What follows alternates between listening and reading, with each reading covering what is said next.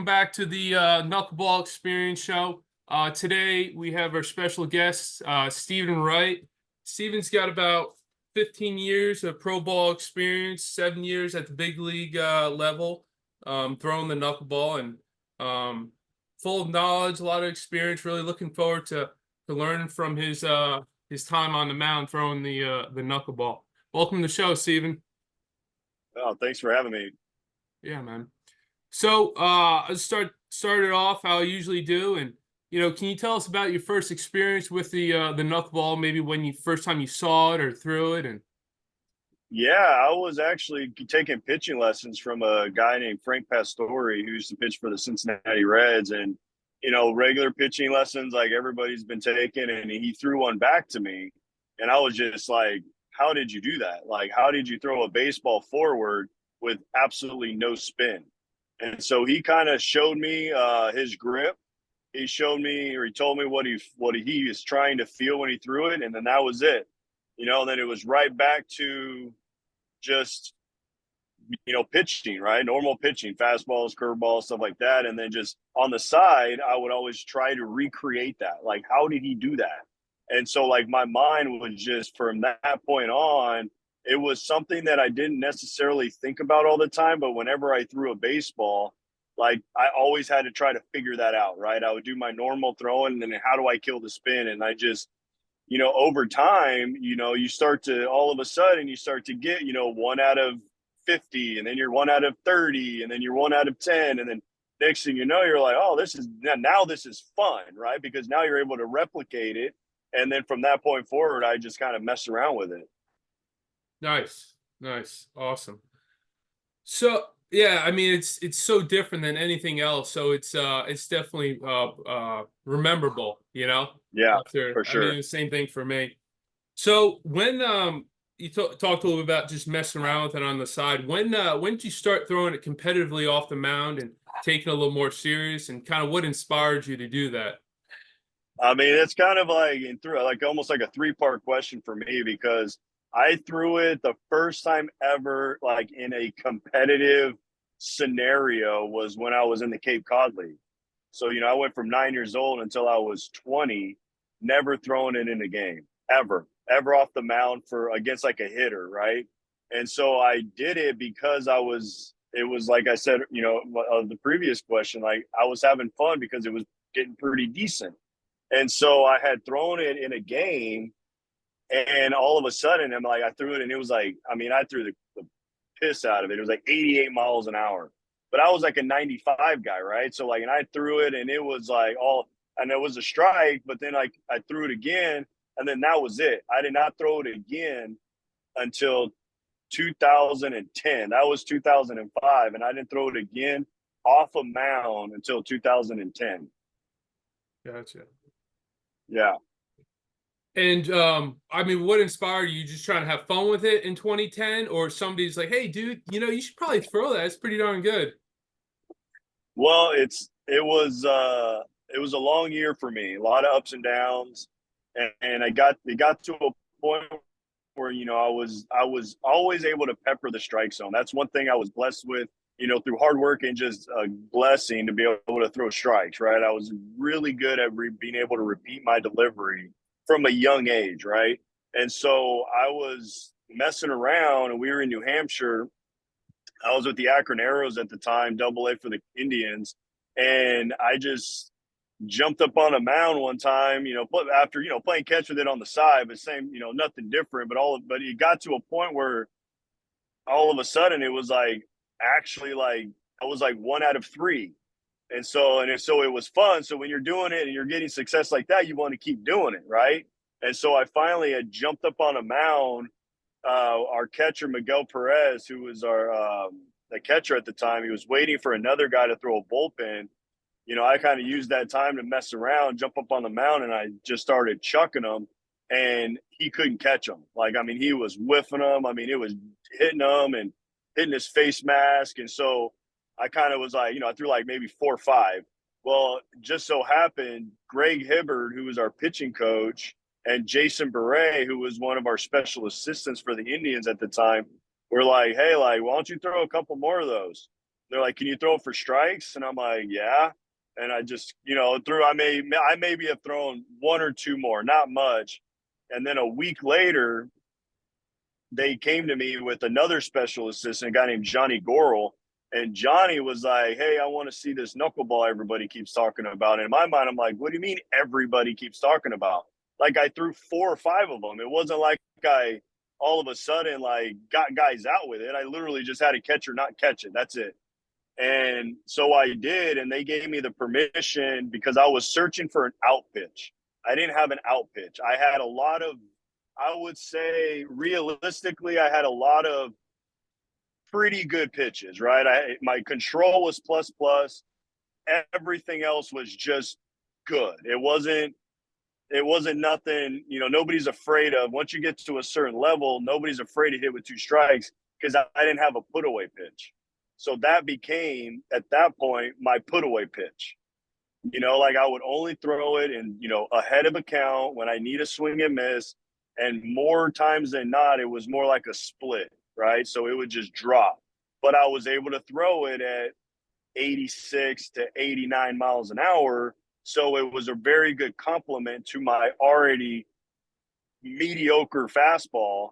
But because they were both coming out of the same arm slot, I actually had way more success with my fastball because now I was able to change planes.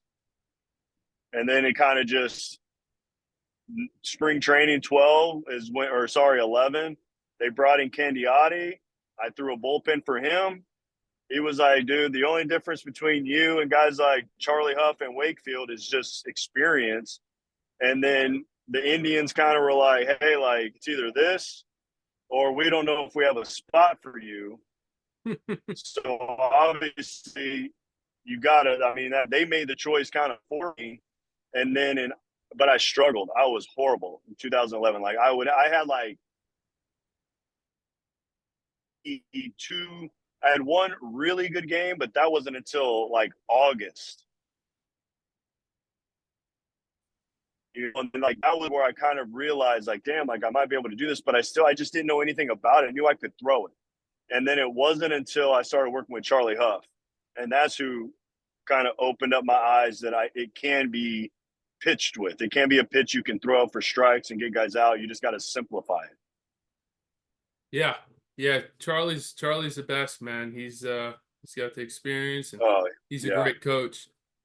Um, can you he's incredible. How he helped me. Yeah, oh yeah, he's the best. He's still out there yeah, coaching kids and he doesn't want anything back. He's got a great heart and great yeah, knowledge. Um, yeah. He's amazing.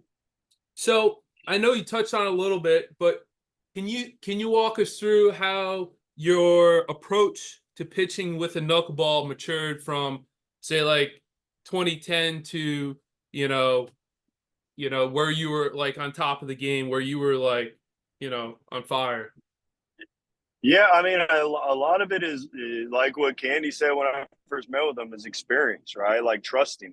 You got to trust the fact that you're throwing a pitch that everybody knows you're putting in the stands, and you have to have the confidence to throw it, and you got to be able to throw it with 2 strikes, right? Or sorry, with a 3-2 count or 3 balls. You got to just throw it. You got to commit. But once in 2012 is probably when I started realizing, like, man, like this might be something else because I felt like I was always holding on to the pitcher I was in the pitcher I want to be, right? In which was knuckleballer. Like I had established to basically everybody that now I've converted to a knuckleball, but that's what everybody else's perception was, not mine, right? Like I still wanted to throw 95. I still wanted to throw the cutter. I still wanted to mix in a curveball. Like, yeah, I want to throw the knuckleball, and if it's working, I'm going to keep throwing it. But if not, I like, holy, all of a sudden, like, so once I started having success and I started all of a sudden I started throwing it more and more. And I realized that every time I throw my fastball, it still got crushed, even though I'm a knuckleballer, right?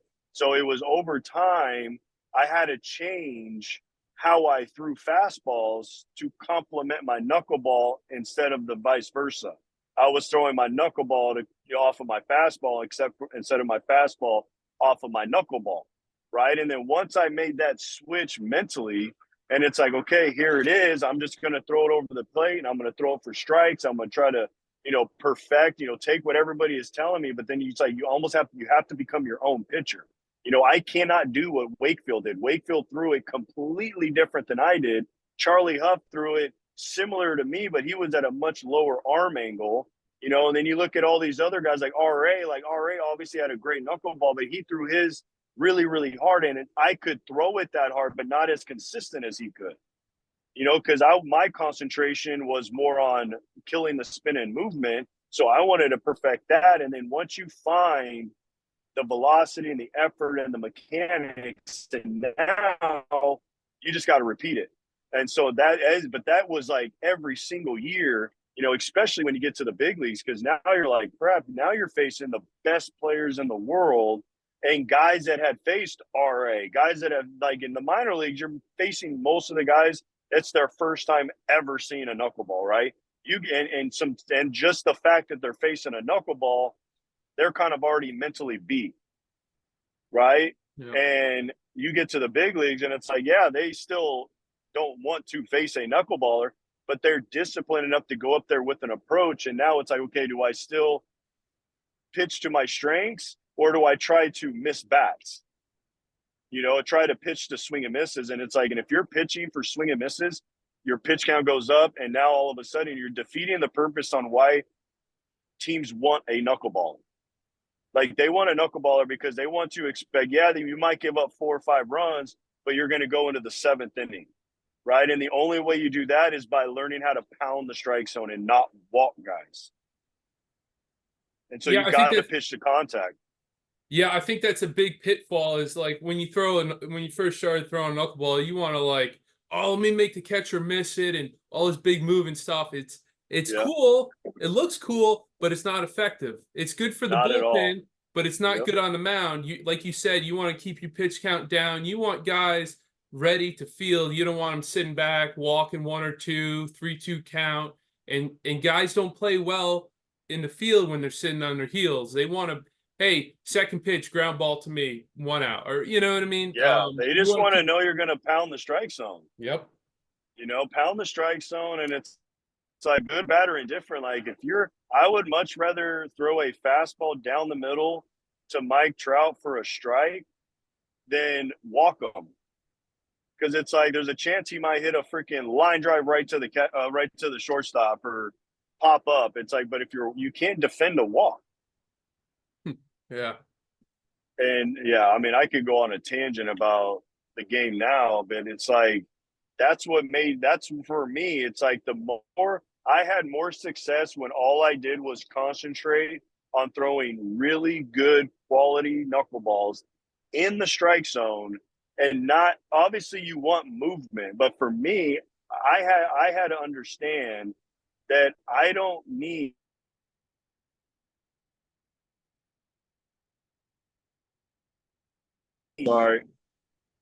Sorry, wife called right in the middle, of course. But I had to understand that. All right, sorry, technical difficulties. You're good, man. But yeah, so once I understood, I'm like, you start getting the confidence, like, man, I do have a good knuckleball. Like, I don't need, because like you said, like, everybody wants to see this crazy all around pitch that is just, guys are missing it. Everybody's coming to watch it. And obviously you take pride in that.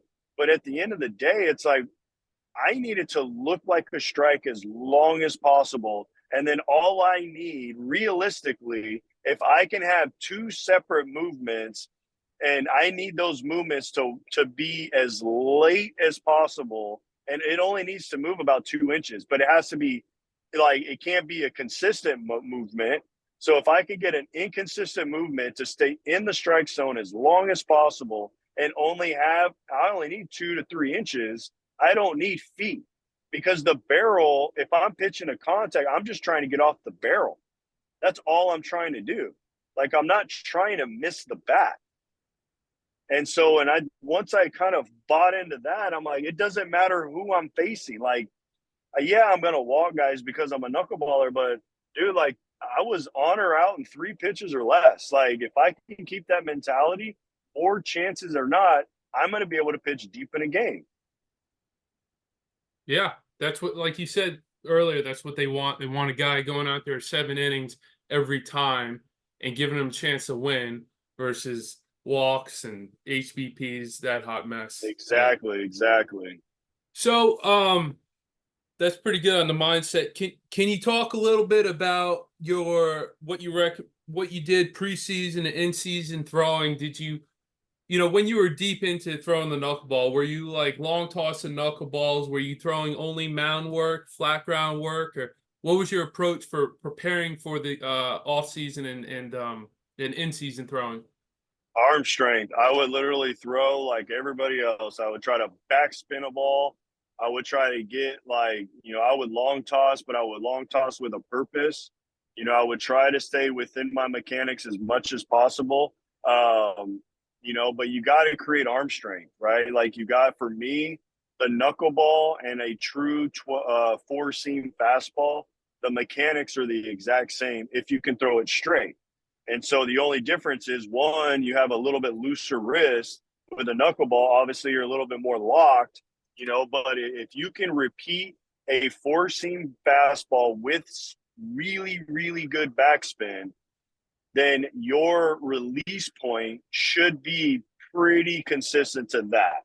And so with that, I would go in and I would do normal workouts. Like I wouldn't change anything. I had a couple like finger exercises that I would do to strengthen my hand when I first started throwing, because you just go, you go a couple weeks without working out, and then you start working out and you're like, crap, I'm really sore, and I never really wanted that. So, but other than that, man, I was throwing with guys that were throwing 100 miles an hour, because like, to me, like, I need to be able to get that type of arm strength, knowing that I'm not going to be throwing 100, but you have to strengthen your legs, because you have to have a strong foundation to be able to throw a ball that doesn't spin. It's thrown with your legs, actually. It's not even thrown with your arm.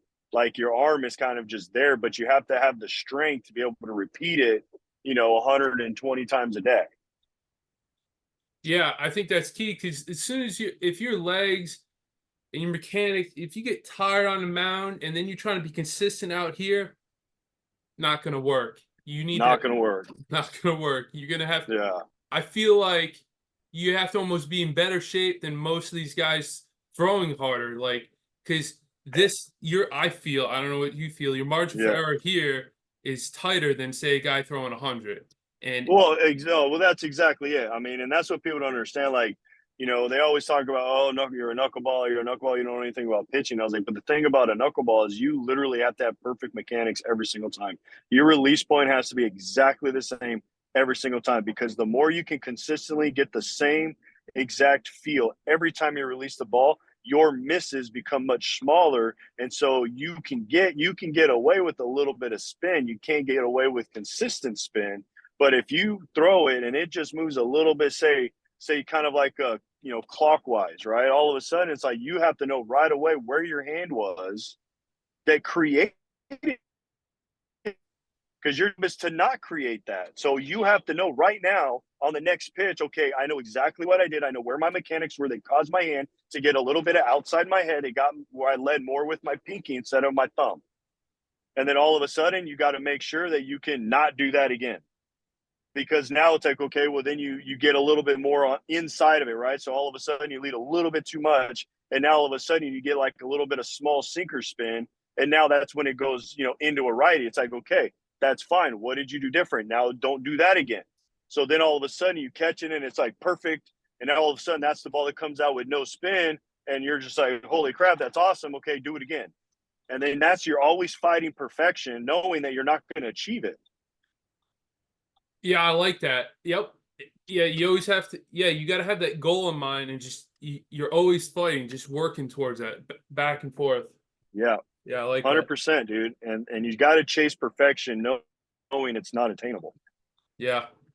Um, can you talk a little bit about maybe how your mechanics? I know you talked about your four seam fastball mechanics. a good four-seam fastball mechanics are the same as a quality knuckleball. But can you talk a little bit about maybe some of the nuances? I know a lot of people have talked about the hallway, staying tall down the center of your body. Can you elaborate on that? Yeah, so what I mean, I just want to kind of clarify a little bit when it comes to the fastball, right? Like you Okay. got to stay in your knuckleball mechanics, Okay. right? Like you're not trying, like I'm not trying to go out there and try to throw 100 miles an hour, right? I'm trying to get really good backspin. That's it. Okay. I'm focusing on backspin within my knuckleball mechanics, Okay. right? And so if I can create that and arm strength from that, there's no reason why I couldn't throw it, 100 miles an hour if I wanted to. But obviously that's not in my repertoire because I'm not a guy that throws. And so yeah, so when I'm trying to throw, my knuckleball, and this is kind of like where it gets a little controversial when you're talking about teaching it to kids, Hmm. right? So for me, I already had a foundation of pitching knowledge and pitching mechanics and success as a normal pitcher. So I already knew how to pitch, right? And so what I had to do is I had to figure out, okay, I just had to relearn how to pitch with the knuckleball, right? As Hmm. far as the mental game goes, right? So the physical game has to be there as well. Else it doesn't matter what you know, it's what you can do with the Yeah. knowledge that you do know. And so for me, it was more of like I had to completely change like my entire mechanics because I'm not trying to create, you know, velocity. I'm not trying to create spin. I'm trying to do the complete opposite. And so what I had to do is I had to start staying a little bit taller behind my front foot. I had to, and this is where like what we talked about earlier in the interview is like what I'm feeling is not what you're seeing, right? So, but for my feeling aspect is I had to stay behind the baseball, down that hallway, down the line as long as I can while staying behind my front foot on my backside. Because then once my front foot would land, I need to be able to take that ball directly to home plate with as much strength and as much power as I could, knowing that that is what's going to create the velocity, not my arm. My arm is just the last 10%, but I have to be able to consistently do that over the rubber, else I'm not going to know where my hand is at release point. And if I don't know where my hand is at release point, you're not going to be able, I mean, you're not going to be able to pitch, let alone throw a knuckleball. Yeah, and I've talked to some other guys about it, and I think you do a great, watching you pitch. Correct me if I'm wrong. I feel like movement this way, like they call it depth. Everyone's different, is Yeah. well, first of all, the strike zone's bigger this way, you know, Yep. than this way. And if you're, and I, this is something I struggled through my career is you have more margin for error this way as opposed to if you're coming across, it starts at the Yeah. ball, it starts as a strike and then take, or even this way. But if you can, like you said, stay down, I don't know, the hallway or, this way, and you get that late drop this way, one, it's harder to hit, and two, it's easier to keep in the zone and it's more competitive. The guy's at bat, he's like, all right, well, I better get ready, Yeah. versus Well, take. yeah, you definitely got to think about the fact that hitting is the hardest thing to do in all sports. That's my opinion, but I've played a lot of other sports and I've tried to hit, and that's why I became a pitcher, Yeah. right? Yeah. And so for me, like that's when you start listening to the hitters, right? And like you say depth, right? Like you need to get the depth. For me, I always wanted my goal, right? For the perfect knuckleball for me was it cannot go up out of my hand. It has to go straight out of my hand, hopefully in a little bit of an incline, a little bit of an angle, but worst case scenario, just flat, right? But it has to be flat at the top of the zone, right? Because it has to look like it's a knuckle or a strike as long as possible because you got to get them to commit, and then right when you want to get maybe like a little bit of a jiggle, and then all of a sudden it's going to something down because you're right. If you can create the depth at an angle, like you're more times than not, you're going to miss hit a barrel to where even if they get it on the barrel to square that up when it's inconsistent, now it's like, they got a very, small percentage to be able to actually do damage with that. You know, you're facing big league hitters. Yeah, they're good enough. They're going to be able to kind of make the adjustment and maybe bloop it over to, you know, or maybe hit a ground ball up the middle. And then every now and then, you know, they'll hit a line drive. But then you got to go back to just attack, attack, attack. But in order to do that, you know, you talk to Charlie, everything is about taking every direction towards home plate. And you know, the plate in the strike zone is small, right? You got 18 inches, you know, 18 to 20 inches, right? Obviously, I know the size of the plate, but, you know, if you can keep it along that line and within that left and right, and you just got to worry about the depth of the up and down, right? And so okay, how do you create the depth, right? How do you create the drop, right? Is what everybody, that's the, you know, the $1,000,000 question is, how do I create the depth to where I can start it at the top of the zone and it's going to break somewhere down, whether it's down and in, down and away, late inside the strike zone where it's not below the strike zone. And worst case scenario, it stays at the top and then just does that. And those are the hardest ones to hit because they're expecting it to drop. And those are the ones that either swing and miss and when you get really good, you learn how to keep it at the top of the strike zone. You know, but that's like advanced stuff, right? If you can't do a quality knuckleball in the strike zone, you can't try to make it go right or left. You can't try to move the catcher and just say, okay, now that's where my strike zone is. Right. So that's what I was able to do. That's what RA was able to do. Wakey was able to do. But that was, you know, 8 years of experience before I got the feel consistent enough to start experimenting with that, knowing that if I figured something out, I could repeat it. You know, but, you know, back to how you create that. Well, that's where it comes down to mechanics and finish, because the ball is always going to follow your hand. Right. And that's why when you see guys that are, you know, a high 3/4 or a low 3/4, what's typically their secondary pitch? It's a slider. Right. And it's because that's the angle in which their arm is going. Right. So it's no different with the knuckleball. And that's why when you hear guys like Wakey and Charlie and these, like, it's always about how long can I stay on that?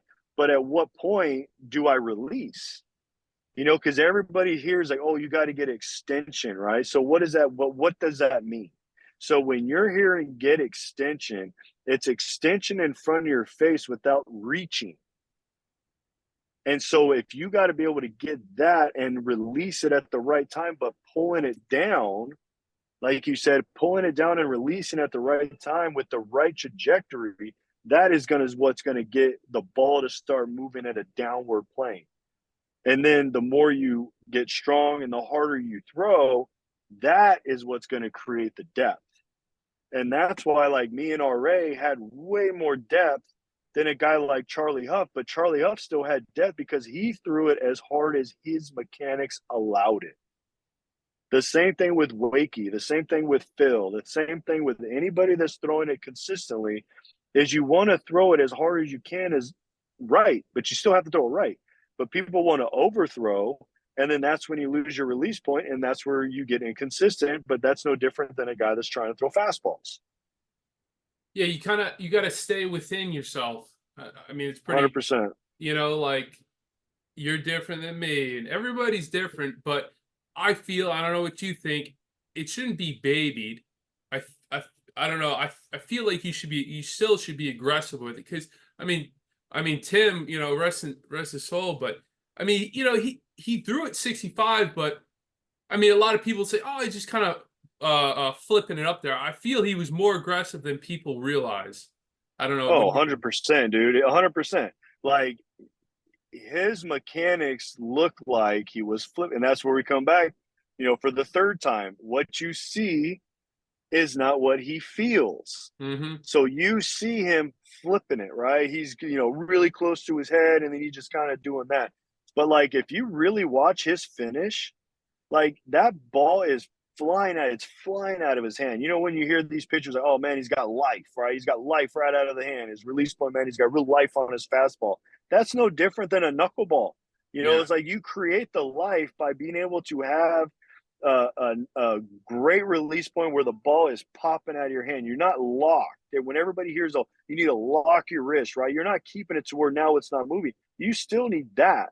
You still need that, right? You still need to be able to do that, and I'm doing that left-handed, but like, so when you're doing that, I still need to have that little bit of that boom, right? That woo, Pop. and that it pops out of your hand, and that comes to back to like, what I keep trying to emphasize, it's release point, it's mechanics and repeatable mechanics, because the moment more you can do that, now you're not just throwing a knuckleball, now you got a pitch.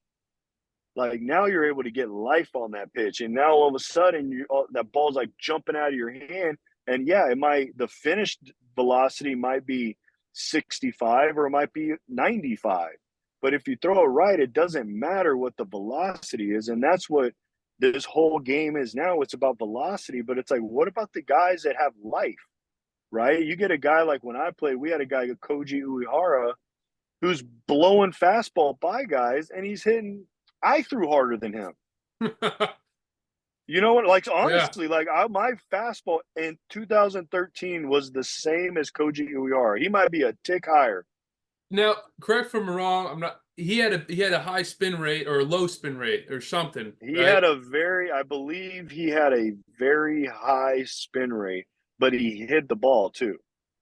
He So hit it like well. his Okay. mechanics was, I mean, the ball would come out right behind his head and it would Yeah. just shoot out. And he had that nasty split that he could control going both ways. So when you get a guy that is, I mean, and he's confident, he knows, like he was a guy throwing 88 miles an hour up in the zone, Because guys which, think it's here, but it's really here. yeah, it's just, and that's all it is. You're changing it's all about perception. Yeah, that makes sense. Um, I'll try to. I don't know how much time you got here, but I had a couple more questions. Obviously, Tim passed away a couple weeks ago. But anyway, I know you got to work with him a good bit, and Yeah.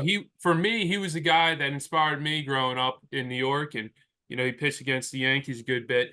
Can you talk a little about your experience with him, and like passing on his legacy? What did he share with you that you want to pass on to people that are listening, and things that are important to remember about him as a person and as a coach and player? And I don't know. Yeah, I mean, that man, that's some big shoes to fill with Wakey, man. I mean, I met him. So the first time I ever talked with Wakey, I was still with Cleveland. We had one of our coordinators, a guy named Rob O'Leary, and Rob was his off-season catcher.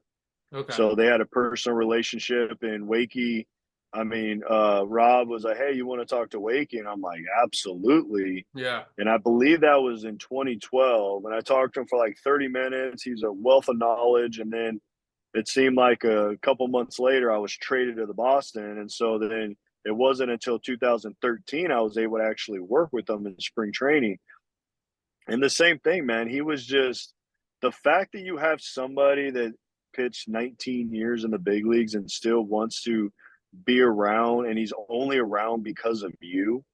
Like he worked for Nesson. He wasn't really, besides being, Tim Wakefield, a legend, Hmm. he was in spring training to work with me, right? So whenever he would come in, man, we would go out to dinner. I mean, we would talk about, we wouldn't just talk about knuckleball. We would just talk about, life in Boston, how to pitch in Boston as a knuckleballer, right? How to pitch in the big leagues as a knuckleballer, how to establish yourself, the do's, the don'ts. And that's what he was awesome because Charlie helped him.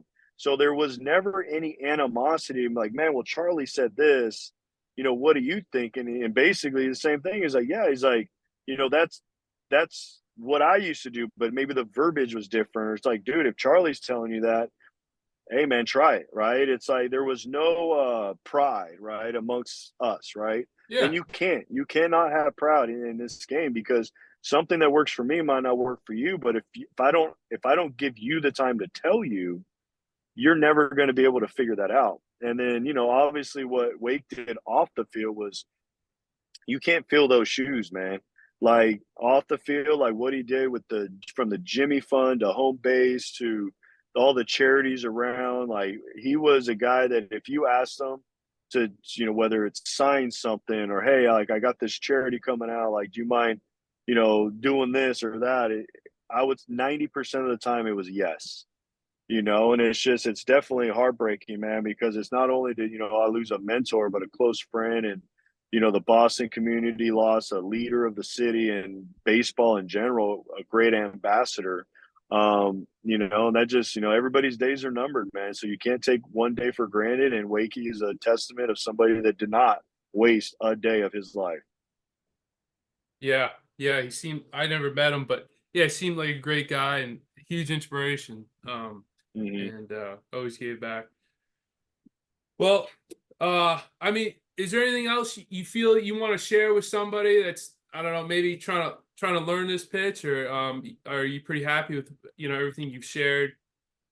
I mean, I think it's hard because it's like I see more and more kids reaching out to me about learning the knuckleball, right?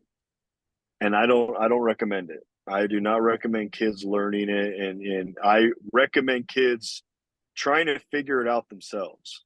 Mm-hmm. But learn how to throw a fastball, learn how to control the strike zone, learn how to get stronger, get better mechanics within yourself, learn how to be a pitcher. And then if the knuckleball kind of falls into place later on in life when everything else doesn't, then maybe take that chance. But I'm talking like at the earliest, maybe a junior or senior in high school, right? And because it's like you got to think about statistics. Like, no, there's only been one guy in the history of the game that has ever been drafted as a knuckleballer, and that's Phil Necro. Everybody else fell back on it, right? But I mean, I know Wakey was a first baseman, but just because he was a first baseman doesn't mean that he didn't know how to pitch. Like he had the mindset of knowing what it takes to become a professional athlete. And now I just got to rethink why, like what I'm doing inside the game. So I would recommend for dads and kids that want to throw the knuckleball or love the knuckleball is just try to make it not spin, but that is after all the other work is done. Because if you sell out on knuckleballs right now, you're not going to have anything to fall back on. Like you want to have that to fall back on versus trying to go all in at a young age.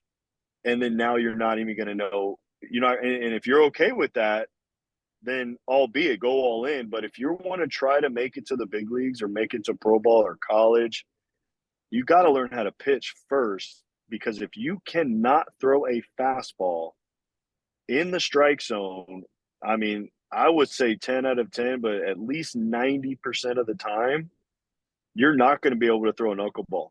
It's just not going to work. Yeah, I tend to agree with you on that. I mean, it's almost like a smoother transition. It's a lot easier. I'm not saying it's easy. It's easier to throw a Yeah. fastball for a strike when you're 8 than, hey, I saw this guy, he showed me this grip, and then you're out there and you just threw 10 balls and you lose confidence, and then it's tough. It It's is. tough. It is very tough, So and that's where strength and coordination and mechanics and everything kind of comes into where it's like it's all about repeating your delivery. And if you want to be a successful pitcher, I don't care if you throw knuckleballs or not. If you can't consistently repeat your delivery, you're either one going to be inconsistent or two, you're going to get hurt really fast. yeah, Because I've seen guys that can throw strikes, but they're all over the place and they last, especially when you get to pro ball. When if you're a reliever, you got to do it 2-3 days a week. And that's on top of the throwing you're doing before the game. So yeah. if you're constantly stressing your body in multiple different ways and you're not consistently in your mechanics, you're just putting stress on your body that doesn't need to be there.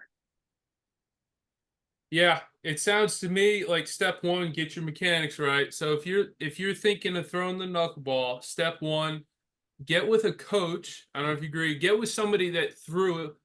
He doesn't have to be a knuckleballer, just a Yeah. a quality pitching coach that knows pitching mechanics and has a reputation of creating good pitchers. Doesn't have to be knuckleball. Mm-hmm. Hey, streamline my mechanics. What am I doing wrong? Am I behind? Am I drifting? Get my mechanics right, Yep. Then, work on your fastball mechanics, goof off with a knuckleball on the sideline, have fun with it. Like a lot of Yep. us did, that's what I did. And, Yeah. if you find yourself 20, 21, and you turned every stone over and you're maxing out 84, but you still have a heart for the game and you got a good knuckleball, hey man, uh hey Bobby, hey, let's go catch over the next couple months and just knuckleballs. Let's see what I can do and go play in the local men's league and just see where I'm at. Exactly. Yeah, or you're in college or something and you still mess around with it, and it's Yeah. like, you get to a point where like, man, like there's no future in a fastball right now, but I'm able to throw consistent strikes. But I've been working on this knuckleball on the side for fun for 12 years, Yeah. and that's the thing that's what it's going to take. It's experience through time. It's not Yeah. something that you're going to get right now. Yeah. And that, as I feel, is a whole nother conversation. But with our society nowadays, everything is, I want it now. Like, I want to figure it out right now. And they don't want to put in the time, the effort, or the work that it takes to get to where we got, because they don't know that I used to spend hours and hours by myself in my backyard throwing a baseball against a wall for years to try to learn how to throw a fastball over the plate, let alone a knuckleball. That was a whole nother years of doing it when I decided to be a knuckleball pitcher. But that was me going in the cages, me going and throwing a ball against the wall. Every time I had a chance to throw a knuckleball, I did it with a purpose, right? And that is the stuff that you have to do in any job you want to do. It's not what you're doing when people are watching, it's what are you doing when they're not, and how are you using that time effectively? Yeah, man, Steven, I'm glad you brought that up because like it's not a quick fix. It's not Nope. it's not a I love the knuckleball, I love baseball, and like looking at and that's what I did. I watched, the history of what did it take for guys like Hoyt Wilhelm, Phil Niekro, what was their path like? Like Hoyt Wilhelm spent 10 years in the minor leagues. Yeah. 10 years till he broke in with the Giants. And he's the best. He's one of the best ever, right? Yeah, like a career Yeah. 2.5, and he's a little different with his mechanics, but Hall of Famer, he dude. spent 10 years and I he was the spent best. 6. So here I am. I'm like, man, all right. When I started, I was like, all right, I can't. If I want to do this, I'm not going to figure it out in a year. I mean, it'd be great, but you got to give yourself. You're like, all right, I'm going to do this. I better give myself. If I want to do this, give myself at least, 3-4 years to actually see where I'm at. That's a kind of commitment. It's not a one summer thing Yeah. and like you Well, said, yeah, that's the hardest thing too. I don't mean to cut you off, but no, that's the hardest thing about the knuckleball is that if you're doing it in pro ball, I was a second rounder. RA was a first rounder, right? So like that alone bought us time for an organization to be patient. But once I had success in 12, what did the Indians do? They traded me, right? And I don't know why they traded me. I don't know anything about that, but they traded me the moment I had success because the odds are against you. Like the odds of being successful to even pitch in the big leagues are against everybody, let alone being it as a knuckleballer, right? So like to bet all your entire career on a pitch that I don't know what the number is, 11 of us did past a year or made a living or somewhat of a living as a knuckleball pitcher at the big league level. Like, think about that. Less than 30,000 people have ever played Major League Baseball. How many of those were successful knuckleballers, right? You yeah, can count on two hands almost in 150 years. yeah, and yeah. So and that's that's why it's like, and it's not a deterrent though. I don't want your listeners and all that to like, I'm not trying to talk somebody out of it. And I said, but you have to know what you're up against. You have to understand that like this is harder than playing the lottery, right? And I'm not saying I didn't win the lottery. I mean, except for I got to the big leagues, but I wasn't Wakefield, I wasn't Charlie. That just shows how good they were. hmm Like I got 7 years of big league time These guys got 19, 20, 25, Yeah. right? And I'm like, yes, I was able to write it, and I try to write it for as long as I could. Mm-hmm. But it's like the moment I got hurt, I was unable to repeat my delivery consistently, and it affected my knuckleball. And when I could, I was putting too much stress on my knee that it kept blowing up. And that's when you figure out, like, dude, like, I don't have anything to fall back on. I don't have a fastball to go back to. Like, I'm a knuckleballer. If I can't throw the knuckleball, I'm not throwing. Yeah. Yeah. Yeah, man. I think it's important because, if a kid goes out there and has a bad game and doesn't know about other people's struggles or doesn't have somebody, he's just going to be like, well, oh, this is done, But, Yeah, like you said, you probably has a support system or you knew about the yeah, career of other guys where you had a bad game. You're like, hey, man, what did I learn? What did I do wrong? I'm not the only one that struggled. It's okay. Let's back to the drawing board tomorrow. Hey, coach, what did I yeah. do wrong? What did you say? And you got to be your best. You got to be your best, your own coach. Coach. You got to But be and you got to be able to look in the mirror and figure out, who am I? yep, Because you're going to fail, and you're going to fail terribly. Like, I had games, and literally I was an all-star in double A, an all-star in high A, and all of a sudden I'm a knuckleballer and I can't get out of the first inning in low A against 18-year-olds. Right. And it's like, okay, like, I was blessed that I had the backing of an organization that kind of planned for all that, to where, if I did throw one inning, then I had guys that could pick up the innings. But if not, then it's like, okay, they push back another game, which most of the time they picked me up because I was just, going 3 or 4 innings, right? It was terrible, right? yeah, It was frustrating, but, as competitive I had to humble myself to be like, dude, like, I don't even know what I'm doing. Like, I have no idea what I'm doing, but I'm supposed to throw this knuckleball, and I got to try to be Wakefield. And that's what it was. On the mental side, I was trying to be Wakefield, right? And because it was before RA, and so, like, I'm trying to do what Wakefield did. And I'm like, dude, I went from throwing 95 to trying to throw a ball at 65. So that's when Charlie was like, dude, it doesn't matter how hard you throw it as long as you throw it right. If you can throw it right and be 100 miles an hour, do it. The catchers are going to hate you, but do it, right? Like, they'll yeah, find somebody to catch you, right? And so, and I think that's where it's really hard for people to say, well, I want to throw a knuckleball like you. But, like, no, don't throw like me, throw like you. yeah. Take with what you got. Start with where you're at and go from there. Don't just remove yourself and control Exactly. paste it or whatever. Yeah, I think that's a good point. So heck yeah. Yeah. Well, Steve, I appreciate your time, man. I know you're a busy guy, and yeah, it was great watching you, during your career. Huge inspiration for some other guys, and um, you know, uh, yeah, yeah. So this is great, man. Hopefully, people will learn from your experience, and maybe they could reach out to you, and I don't know, if you got some time for some guys, but yeah, man, I appreciate your time, Steven. Yeah. Anytime. I mean, people can reach out anytime. I'm not the best at social media, but, even if your followers, if they got questions and you want to do maybe, a month from now or something, and you want to maybe take some of those questions and we can reconvene and maybe just, do a little bit of a smaller segment and just do some questions that people may have Yeah. through their trial and tribulations of this pitch, that when it's thrown right, it's the best thing ever. When it's thrown wrong, it's the best batting practice ever.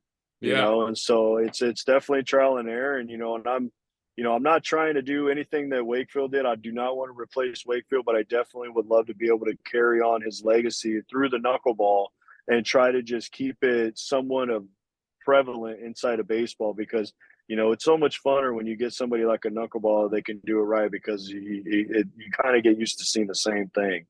So yeah, we can definitely stay in contact. Okay. Awesome, Steven. Appreciate it, You man. got it. You All got right. it, buddy. Later.